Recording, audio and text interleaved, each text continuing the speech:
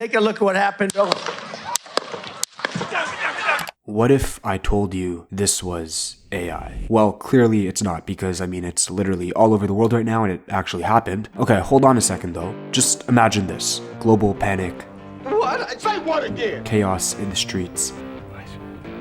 And all because of an AI video. Sounds crazy, right? Well, when the video was first released, everyone, Twitter, Instagram, news articles, my friends, we all thought it was fake. Is this real? I mean, I'm sure you, when you first heard the news and saw the video, probably had the thought come across your mind. For a split second, we all doubted our own eyes. And it's pretty scary that we see a video of a former president's assassination attempt and our initial reaction is this real? And that's when it hit me. We've reached a terrifying tipping point. The line between reality and AI-generated fakery has blurred beyond recognition. We're living in a world where anyone with a smartphone can be fooled, manipulated, or even sent into a frenzy by a video that's nothing more than cleverly coded ones and zeros. That's not just a problem, it's a wake-up call. And deepfake technology is becoming increasingly more accessible. Like, you can fully just access deepfake technology for free on your browser. It's called Live Portrait, but we'll be getting into that later on. If you're interested in this type of thing, you know, artificial intelligence, technology, the future, then consider subscribing and leaving a like for similar videos. Alright, so let's take a look at this deepfake of Tom Holland and Robert Downey Jr.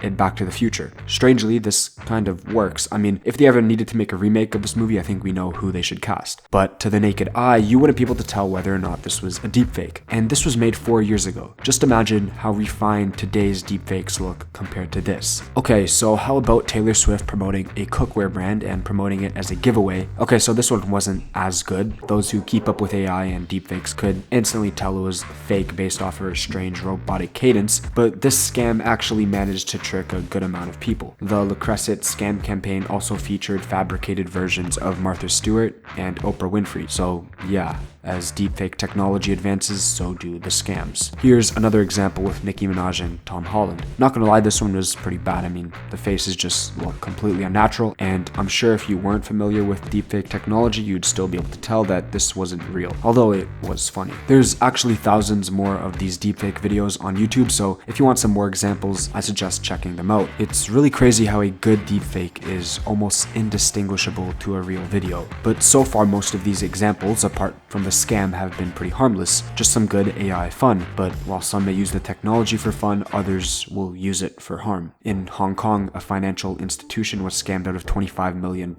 by a bunch of randoms who used deepfake technology to pose as the company's chief financial officer in a video conference call. Supposedly, a worker was duped into joining a video conference call with several other members of staff, but all of whom were deepfakes. But it gets much darker than this. Recently, Jacob Elordi, an Australian actor known for his roles in Euphoria and Saltburn, has become the latest victim of a sexually explicit deepfake scam. The deepfake allegedly superimposes his face onto a sexually explicit video from a male OnlyFans creator. But it's not just celebrities that are being affected by this, it's the general population as well. The FBI continues to receive reports from victims whose photos or videos were altered into explicit content. The photos or videos are then publicly circulated on social media for the purpose of harassing victims or sextortion schemes. They aren't clear with the amount of complaints that they receive, but one agency claims that it has seen thousands. One technology journalist named Becca Caddy shared her story of how she was extorted using deepfakes. It was a Sunday afternoon when she opened her emails, and the first thing that she saw was a photo of herself that she recognized from a few years ago. There were a couple more photos of her from a couple years ago showing different outfits than what she had remembered. But the last photo was her face imposed on a nude female body, along with a follow-up email that said the images in the previous email would be sent to her friends and family on Facebook, to her LinkedIn contacts, and to the men in the industry and city.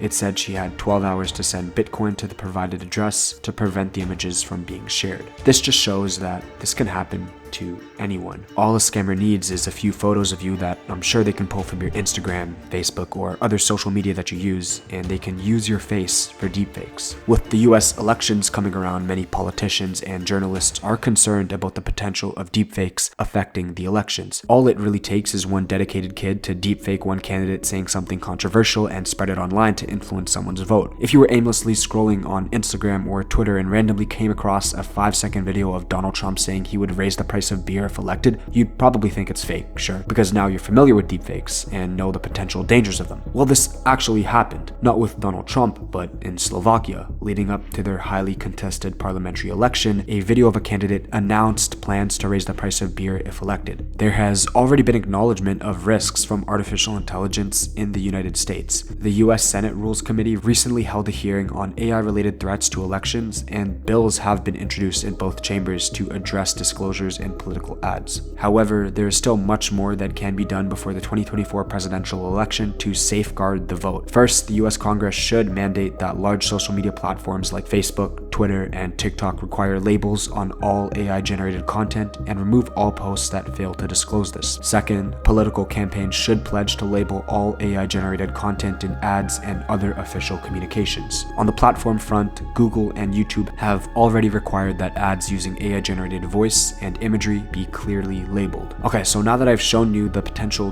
dangers of deepfakes, I'll tell you how you can make them for yourselves. I trust you guys not to do any scams or anything. It's called the Live Portrait, and you can access it online through this website or by downloading the code and running it yourself, and upload your source portrait. This is the picture that you want to deepfake. Then upload the driving video. This will be the video you want to impose on your portrait. Example 1.